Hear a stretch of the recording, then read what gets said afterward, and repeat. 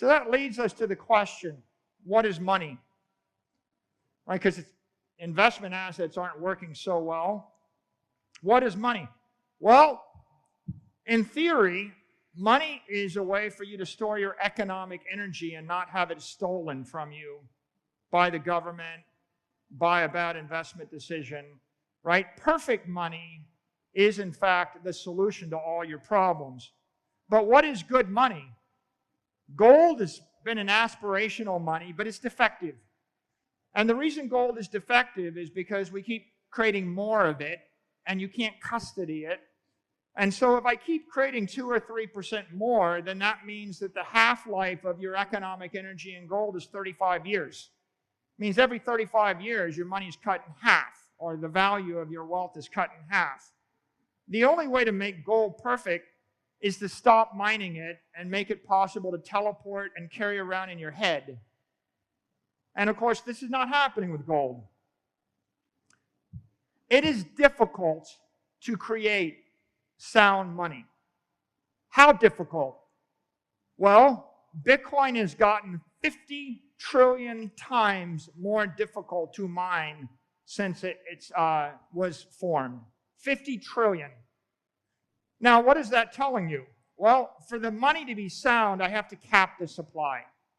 And in order to cap the supply, I have to make it exponentially more difficult to create it. And human beings in this small corner of the world, Bitcoiners, who have been ignored, they figured out how to create 50 trillion times more work in those 14 years.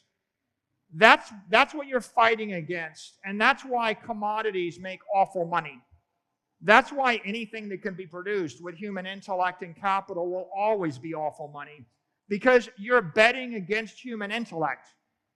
I'm going to actually store my money in something that you can make more of, and I'm going to bet you're too stupid to make more of it. Okay, that's an awful bet. Somebody somewhere with less money than you has a lot of time on their hand to figure out how to get your money. That's why you need something like the difficulty adjustment, and that's why it's so difficult to create sound money. Bitcoin is sound money. Now, people around the world use all sorts of assets in order to store their economic energy. All these monetary assets have a different natural frequency. For example, oil gets produced with a stock-to-flow ratio which is extremely low.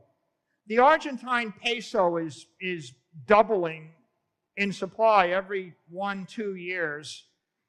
Silver is growing at a fairly rapid rate. When the dollar inflates at 7% a year, that means that over the course of 10 years, you double the supply of the dollars. So therefore, the half-life of money in a dollar is 10 years. As the stock-to-flow ratio goes up, the half-life in the money goes up. The natural frequency slows down. Gold has a half-life of 35 years.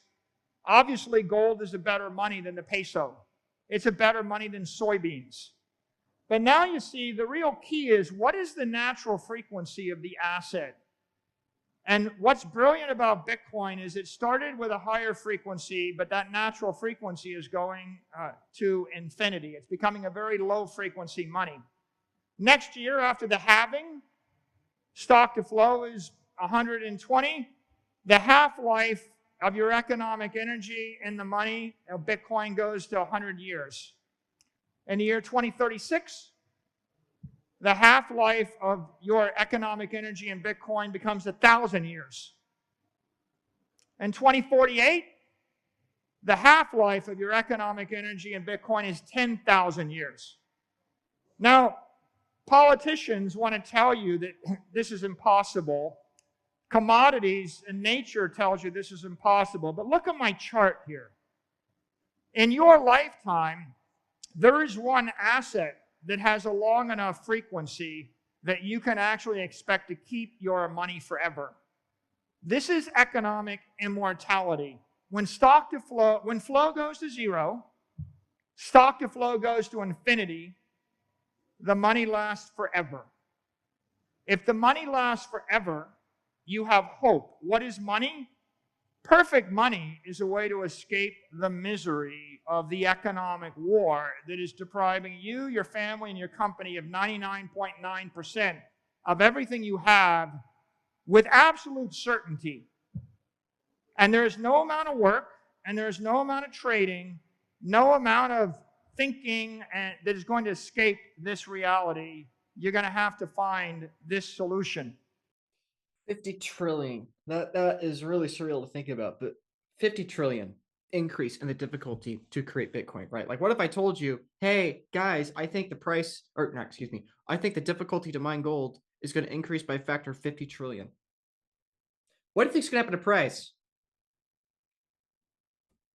Okay, Michael Saylor recorded that conversation in 2023, mid 2023. Okay, from then to today, it has gotten 60% more difficult to mine Bitcoin. Hash has increased by 60%. Okay, so it's no longer 50 trillion. It's actually more than 50 trillion, right? And even though it's a little outdated, the number, it proves the point that it's perpetually getting more expensive to produce Bitcoin indefinitely. Okay, and that is the design.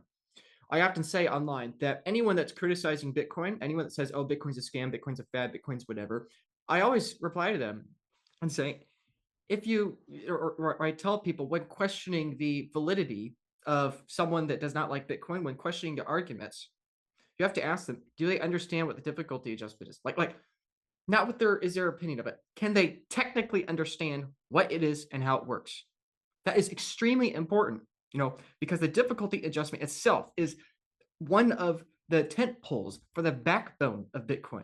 And most people going on TV or telling people that Bitcoin's a scam or it's a fad or it's a Ponzi collapsing to zero, whatever, with nonsensical headlines like they have been for over a decade, if they're out there saying that and they can't, on a technical level, articulate what is the difficulty adjustment, how does it work, and what is the argument for it and against it.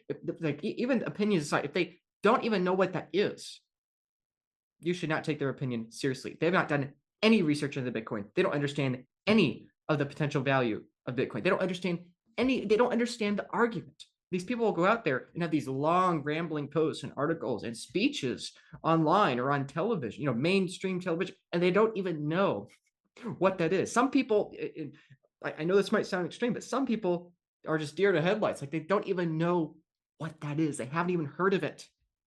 It's amazing. It's preposterous. And so the point is, that's what's important to understand with Bitcoin. Bitcoin requires a perpetually more and more amount of electricity to produce, right? This is the big deal with the halving, right? People talk about, oh, the Bitcoin halving happens every 4 years. Really, the way you can think of it is that cost to mine Bitcoin doubles. I mean, kind of, I know not literally technically, but that's the idea, right? Is that basically Bitcoin is programmatically designed to require more electricity to create perpetually without the control of any human being. And so therefore, as long as you think in the future, people are going to want electricity or things that you can convert into or out of electricity, then you could take the speculative bet that it's going to get more expensive, right? Oh, but I can't eat electricity. It's like, yeah, okay, but I can't eat gold. Okay, I can't eat gold. And yet it's still valuable, right? Yeah, I can't eat Bitcoin, but I want electricity, right? I'm recording this on electricity. You're watching this on electricity, right? You can't eat dollars too, for that matter, right? I mean, the point is that it's not if you can eat it or not that matters. What's important is, does it take energy to produce? It doesn't matter if it's dirt trying to get to gold or it's electricity trying to get to Bitcoin. If it's going to get more and more difficult to produce said thing perpetually, you can take the reasonable bet that in terms of everything else that do not get as difficult to produce as fast as that thing, that is, the price is just going to continue to rise indefinitely in terms of all those other inferior assets here. So I think that's a really important point to make. And as Michael says, look at the chart. Bitcoin's been around over 15 years now. It's gone from less than a penny to 10 pennies to $1 to $10 to $100 to $1,000 to $10,000, now on its way to $100,000. It's going to $1 million to $10 million, $100 million, $1 billion, $10 billion, $100 billion, $1 trillion, upwards, indefinitely, perpetually to the right, both in nominal and in real purchasing power. That is the winning strategy. To people that don't understand that it all comes down to energy and instead look at things through a political lens, they're not going to understand why Bitcoin's skyrocketing. Like Michael said before, there'll be 1% of days or less than 1% of days where Bitcoin doubles or goes up, a lot. And people will say, oh, wow, that makes no sense. Bitcoin's a bubble. It's going to die. It's going to collapse. That was me at one point. It's a scam. Or as Michael Saylor himself said back in 2013, it looks like Bitcoin's going to suffer the same fate as online gambling. Obviously, he's changed his mind. Obviously, I changed my mind. And most people also are going to change their minds, right?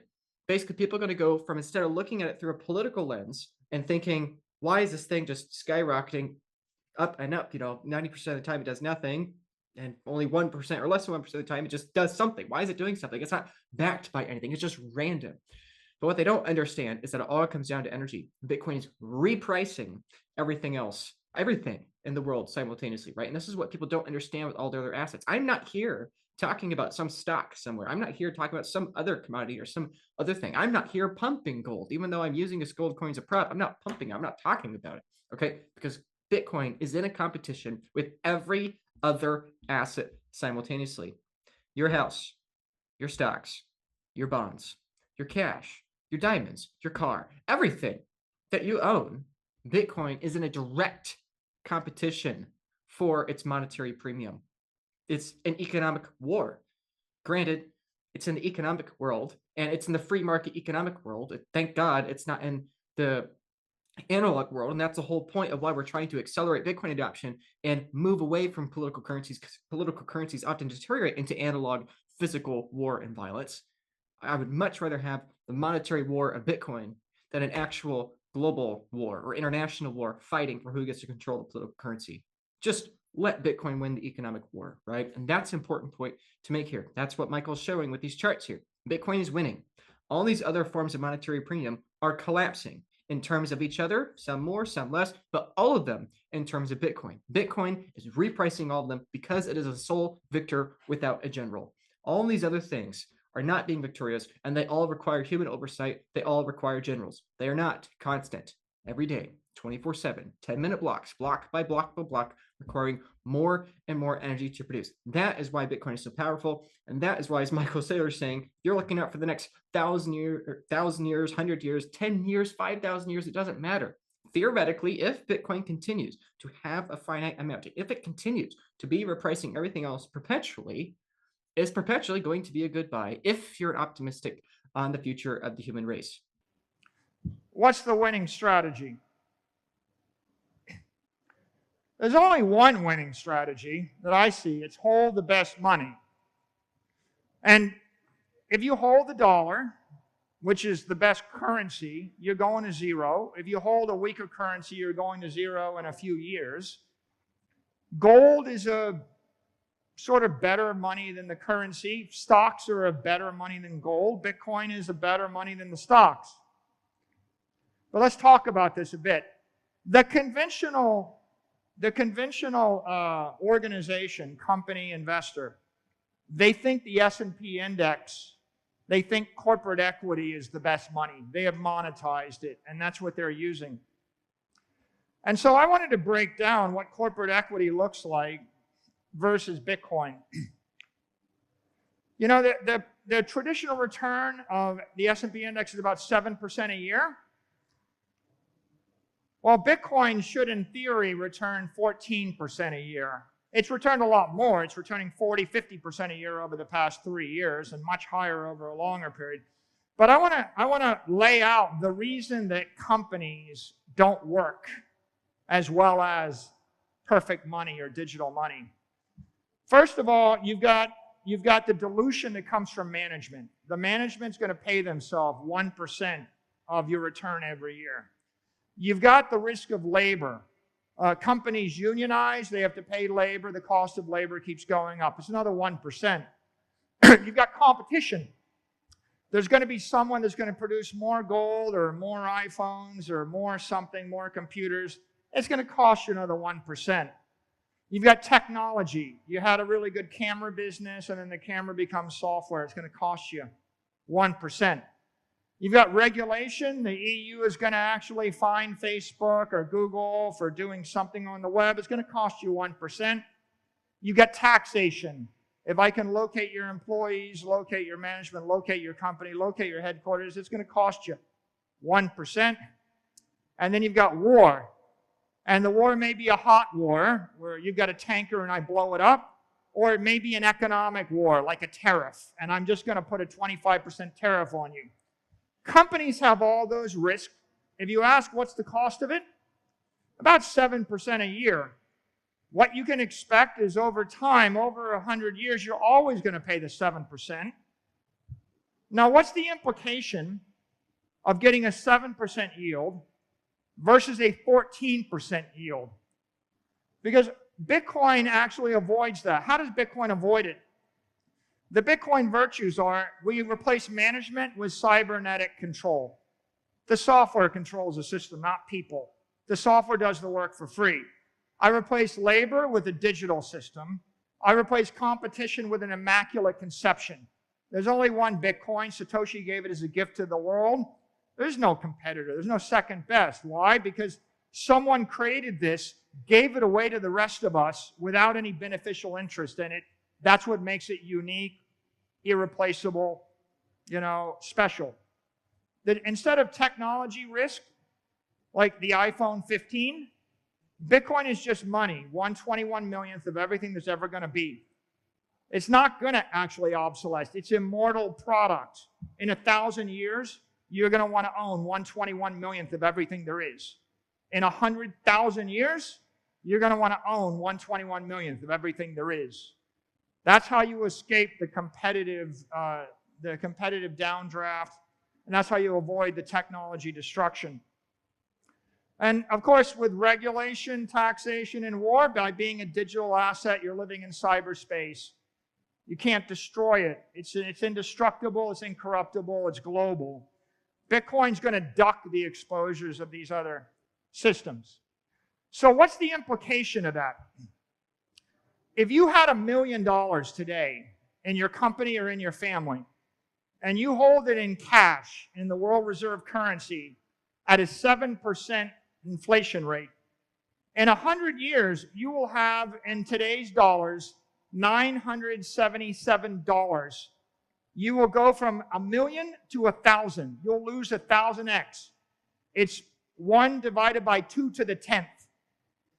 If you take all your $1 million and buy government bonds yielding 3.5% interest, you're going to have a 3.5% negative real yield. Carry that for 100 years, you're going to have $31,000. 3% of your wealth. If you're brilliant and you invest in the S&P, you're going to have $1 million. You'll have the same value, the same wealth in 100 years you have right now, but no more. If you take half of it and invest it in Bitcoin and the other half in the S&P, you're going to have $512 million. And if you go 100% Bitcoin, you're going to be a billionaire. All you got to do is flip your $1 million into Bitcoin, hold it at 7% real yield 100 years, and that's the money you have times 2 to the 10th. And so you can see in a very simple way, there's a winning strategy, there's a losing strategy. Every other strategy is, the trading, the investing, is just a waste of time. You could ask, what about the real world? Here's real world. In the last 2.5 years since MicroStrategy entered Bitcoin, Bitcoin has outperformed the S&P, the NASDAQ, gold, silver, and bonds. Bonds are destroying wealth. Silver is destroying wealth. Gold is destroying wealth. Bitcoin's crushing everybody. And you can say, well, what about MicroStrategy? All the guys on Twitter, they're all like Twitter trolls. Hey, you lost some money investing in Bitcoin. That's the MicroStrategy performance.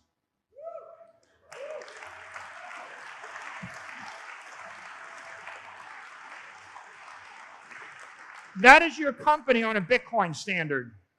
That is your family on a Bitcoin standard.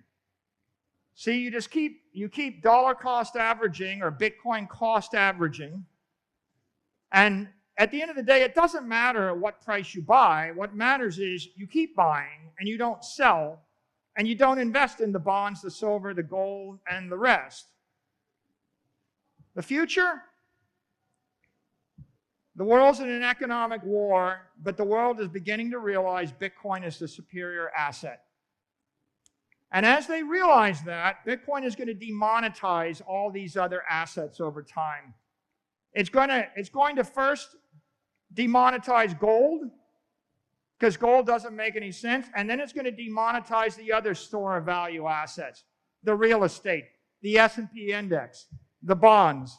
And so you're going to get a 30x bump as we demonetize gold, but there's no reason why you can't have a 500x increase in today's dollars by demonetizing these other things. 500x. Let's take a second. Let's take a second. A 500x.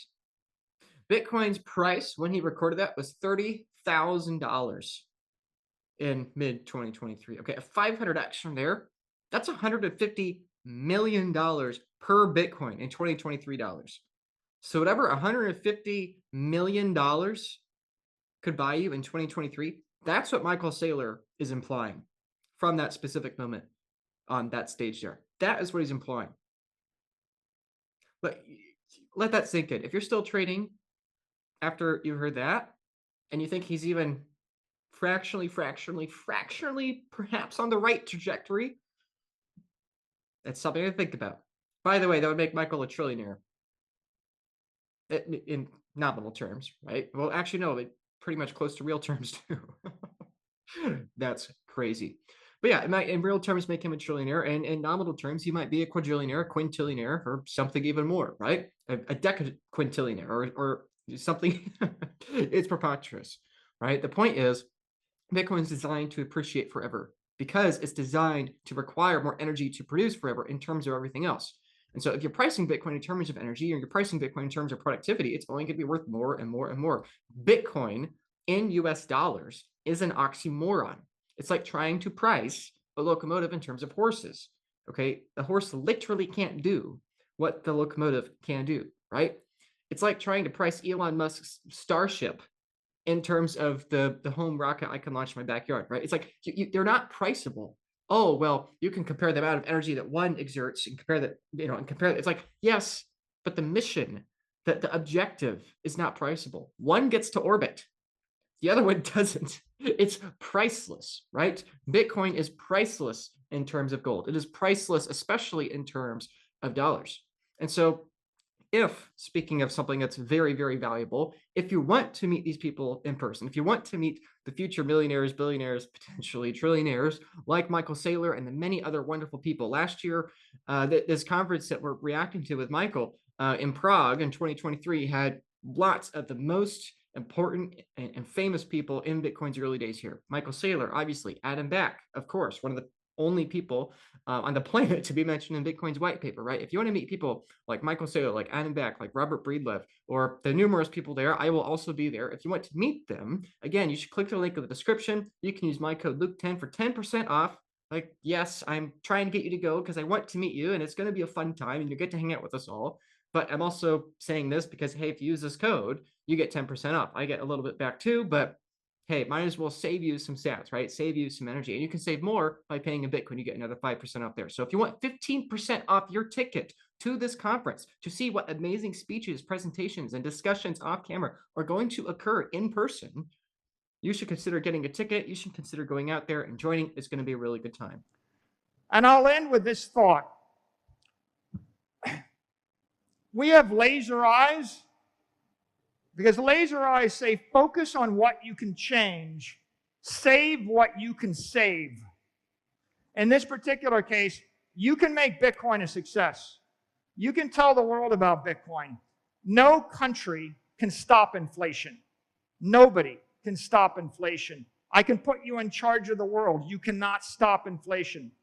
99% of the companies, they cannot outrun inflation. 99% of the workers, they cannot outrun inflation. 1% may beat the market by skill and luck. Don't assume you'll be the 1%. Everybody can buy Bitcoin. So, buy Bitcoin. Thank you.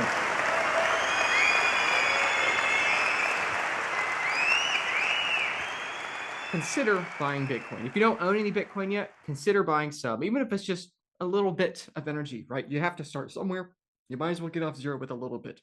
And once you buy Bitcoin, you now have to consider, now that I have transitioned my energy from an inferior energy storage system into a superior energy storage system, the question is, Now, where am I going to store that energy? The fundamental problem you're focused about and trying to solve right now is having an inferior energy storage system into a superior energy storage system. And now that you're having to keep track of it, what are you going to do, right? Good. You've upgraded to gold. Where are you going to keep it? You're going to put it in your house safe? You're going to put it in your backyard? You're going to put it under your pillow? What are you going to do?